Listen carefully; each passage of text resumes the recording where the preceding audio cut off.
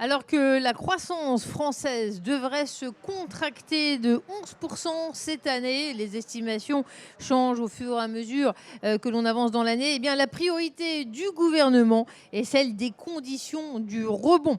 La question que tout le monde se pose tourne autour des impôts, notamment ces milliards que l'État distribue. Vont-ils amener le gouvernement à augmenter les impôts? Comment résoudre cette équation financière des finances publiques françaises?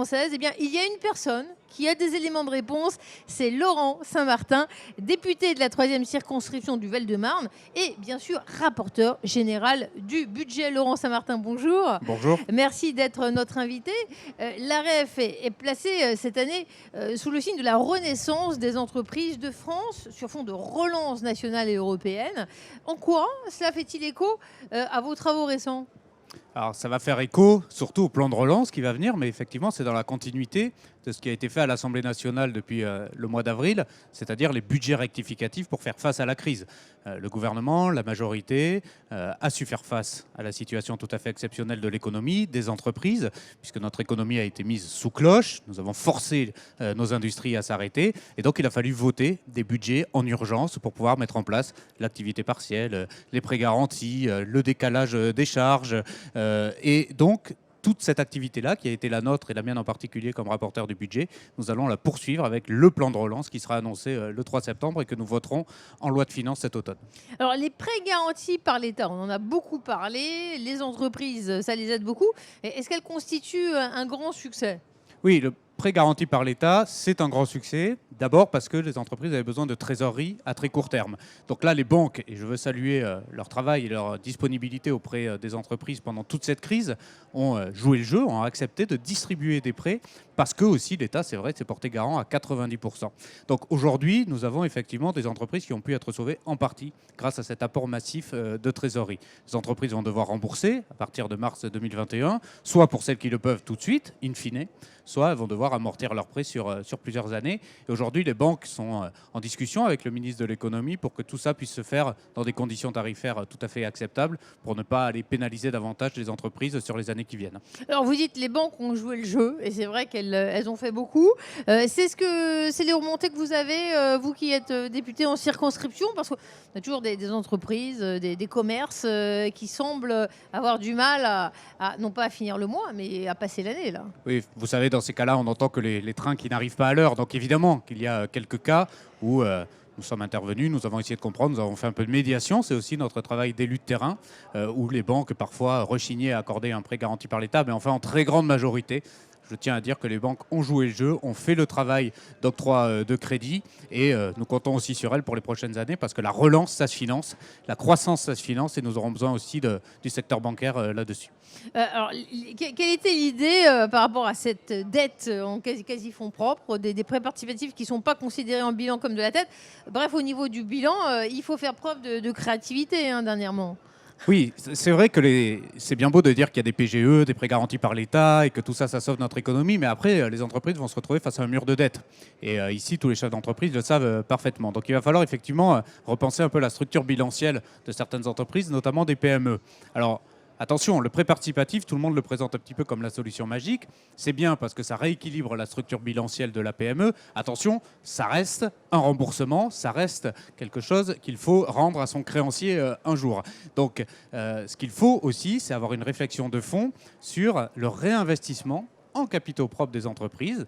Et là, nous avons un dialogue de place à avoir avec tout le capital investissement, mais aussi la puissance publique à travers BPI-France, à travers la Caisse des dépôts, qui va devoir jouer un rôle important dans les territoires pour savoir comment recapitaliser un certain nombre de nos entreprises. Là, je pense par exemple à certaines PME industrielles stratégiques sur lesquelles il va falloir aussi peut-être que la puissance publique intervienne en haut de bilan pour pouvoir accompagner nos entreprises et leur permettre justement de se réendetter demain pour pouvoir continuer à investir. La clause de sauvegarde votée en première lecture à l'Assemblée nationale prévoit 500 millions d'euros en 2020, si je ne m'abuse, jusqu'à 250 millions lors du deuxième acompte en 2021. C'est un bon pas pour aider à résoudre les problèmes. On en est où là ? Oui, alors c'est un bon pas, mais vous savez ce que l'on fait depuis le début de cette crise, quelle que soit la mesure, c'est de faire pas par pas par rapport aux besoins des entreprises. Nous avons refusé, je crois que c'est la bonne méthode, que gouvernement et Parlement, une fois n'est pas coutume, ne fassent pas ce fameux plan imposé par en haut, et puis les entreprises n'ont qu'à s'adapter. Nous avons écouté, nous avons surtout fait plusieurs budgets rectificatifs pour faire des allers-retours. Parfois, je vous donne un exemple, le fonds de solidarité que nous avons mis en œuvre. Au début, on avait dit qu'il y aurait un critère, c'est 50% de perte de chiffre d'affaires par rapport à l'année précédente. Nous avons vite vu, à l'écoute des entrepreneurs, que ce n'était pas possible, qu'il fallait aller plutôt sur un taux plus favorable, et nous les avons entendus, nous avons donc modifié ce taux. Et ben, c'est pareil pour l'ensemble des mesures. Nous les avons fait adapter, et le plan de relance est un plan de relance qui doit être à l'écoute des besoins des entreprises. J'en veux pour preuve un exemple phare en fiscalité, les impôts de production. Si on baisse les impôts de production, c'est suite à des mois et des mois de dialogue, notamment avec le MEDEF, mais pas que, avec l'ensemble des partenaires sociaux, sur la nécessité d'actionner certains leviers fiscaux pour réindustrialiser notre territoire, pour relocaliser certains de nos entreprises. Quelle vue d'ensemble avez-vous pour le plan de relance? Il sera précisé dans le détail la semaine prochaine. Quels sont les principaux axes qui ont guidé la réflexion? Ce qu'il faut retenir, c'est 4 principaux points pour moi. D'abord, c'est une relance verte. Je sais que tout le monde le dit, mais ce n'est pas pour faire joli.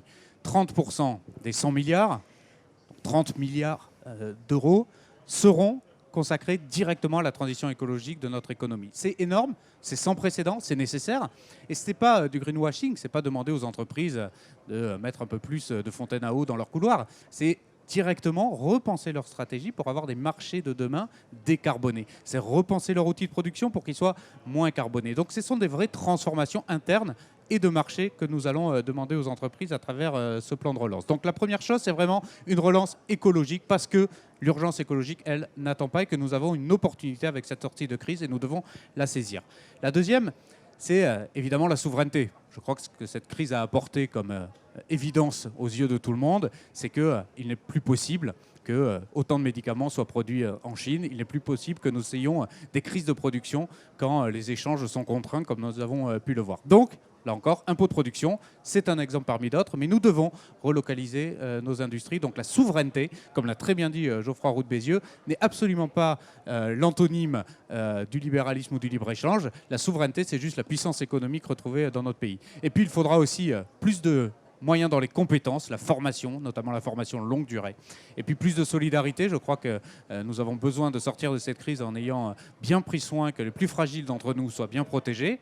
Nous l'avons fait à travers la crise avec des aides directes aux foyers les plus modestes. Nous le faisons par exemple avec cette rentrée scolaire avec l'allocation qui a augmenté de 200 €. Donc ce n'est pas parce qu'on relance l'économie qu'on oublie les plus fragiles de nos concitoyens. Donc c'est ensemble, c'est ce fameux en même temps qui je crois nous est propre que nous devons mettre en avant pendant cette relance. Alors quels sont les secteurs qui sont prioritaires pour l'affectation des moyens? Quels objectifs environnementaux et emploi vous fixez-vous également? Tous les secteurs doivent être accompagnés. Tous, comme ça a été le cas pendant la crise. Il n'y a pas de secteur discriminé. En revanche, ce qui est vrai, c'est que quand je vous parle de souveraineté, vous l'avez entendu de ma bouche, on parle beaucoup d'industrie. Donc oui, c'est vrai que si on veut réindustrialiser notre pays, alors il faut mettre en face les moyens fiscaux, budgétaires, réglementaires pour rendre attractif notre pays. En fait, vous savez, c'est assez simple. On n'a pas besoin de réinventer la roue.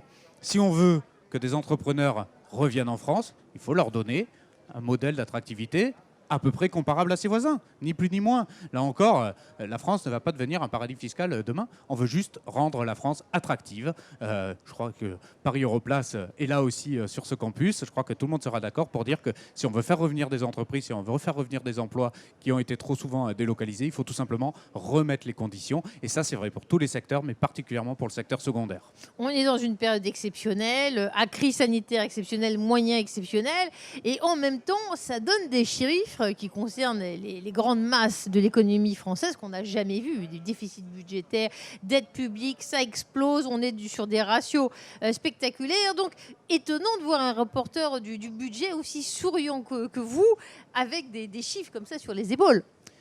Face à cette crise, il n'y avait pas d'autre solution que mettre les moyens. Si on ne mettait pas les moyens, notre économie tombait à terre. Et cette REF aurait été un long enterrement d'entreprises que nous aurions dû accompagner vers la mort. Je crois que la responsabilité publique, c'était de mettre les moyens. Et oui, il est vrai, ces moyens, c'est aussi du déficit public et c'est de l'endettement complémentaire. Cet endettement, il existe. On ne peut pas le mettre sous le tapis, on ne peut pas considérer qu'il n'a aucune importance, il faudra le rembourser. On fait passer notre endettement sur PIB de 100% à plus de 120% en quelques mois. C'est colossal, c'est considérable. Beaucoup de pays sont dans ce cas-là. Mais nos créanciers, eux, voudront voir leur argent remboursé. En revanche, ce que je ne veux pas trop laisser penser, c'est qu'une dette souveraine, une dette d'État, est comparable à une dette de ménage ou une dette d'entreprise. Non, c'est pas vrai. Une dette d'État, ça se refinance à des bonnes conditions, notamment aujourd'hui. Attention, ceci dit, il faut être vigilant, il faut toujours conserver cette capacité de refinancer notre endettement à bon coût. Et ça, comment ça se passe? Ça se passe par une politique de réforme, démontrer à nos créanciers et à la Commission européenne que notre pays est dans le sérieux budgétaire en dehors des dépenses exceptionnelles liées à la crise, et que donc la capacité à lever l'impôt, à rembourser ses échéances, à rembourser ses dettes, elle est bien maintenue pour les prochaines années.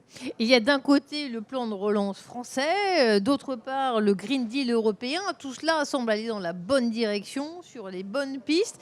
Et il faut quand même une articulation entre les deux. Est-ce qu'il y a une inquiétude à avoir sur l'articulation de ces différents plans de relance? Tous les axes que je vous ai donnés sont totalement compatibles avec non seulement la stratégie européenne, mais même le budget pluriannuel à venir européen. Mais ce qu'il faut bien retenir, je crois, de cette séquence au niveau européen, c'est de façon totalement inédite, enfin, une volonté commune européenne à lever de la dette ensemble, à lever de la dette mutualisée.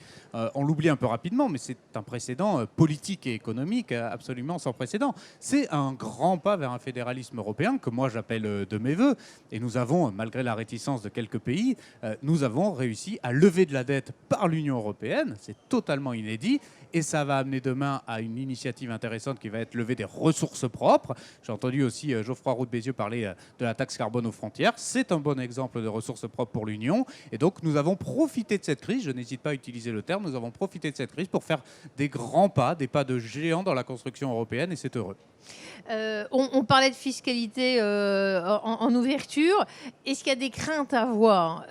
Oui, la BCE agit, oui, tout est prévu, mais les Français, vous ne leur enlèverez pas l'idée, cette inquiétude qu'un jour, ils vont devoir payer, que la fiscalité, quelque part, va refléter les tensions d'aujourd'hui. Ce que je peux dire aux Français sans aucune difficulté, c'est que les impôts n'augmenteront pas d'ici à 2022, c'est-à-dire d'ici à la fin de notre mandat, c'est-à-dire la période de relance, la période de reprise. Pendant les 2 années qui viennent, nous allons diminuer la fiscalité de notre pays, que ce soit pour les ménages, supprimer la taxe d'habitation pour tous, enfin, pour tout le monde, jusqu'en 2023. Et puis pour les entreprises, baisse des impôts de production, baisse de l'impôt sur les sociétés qui va atteindre 25% en 2022. Enfin, c'était attendu. Mais ça, il faut quand même rappeler que ça s'ajoute à une baisse de l'impôt sur le revenu pour les ménages qui a déjà eu lieu. Il faut rappeler que pour les entreprises, ça s'ajoute à la baisse de charges pérennes qui est venue remplacer le CICE. Bref, c'est toute une dynamique de fiscalité attractive que nous continuons. On pourrait croire que la crise et créer une rupture dans notre politique fiscale. C'est l'inverse. Elle a accéléré la volonté d'avoir une fiscalité à la baisse. En revanche, est-ce que les impôts augmenteront demain? Pour nous, la réponse est non, pour 2 raisons. D'abord parce qu'elle est déjà haute, et puis parce que c'est contre-productif en relance. Les entreprises ont besoin d'investir, les ménages ont besoin de consommer, donc ce n'est pas en augmentant la fiscalité qu'on aide à répondre à cela. Très bien. Il est partisan de l'économie de marché comme de l'orthodoxie budgétaire. C'est Laurent Saint-Martin, député de la 3e circonscription du Val-de-Marne et rapporteur général du budget serein dans une période où l'équation financière est tout de même très compliquée. Merci Laurent Saint-Martin pour cet entretien. Merci à vous. On se retrouve juste après une petite pause pour un nouvel entretien.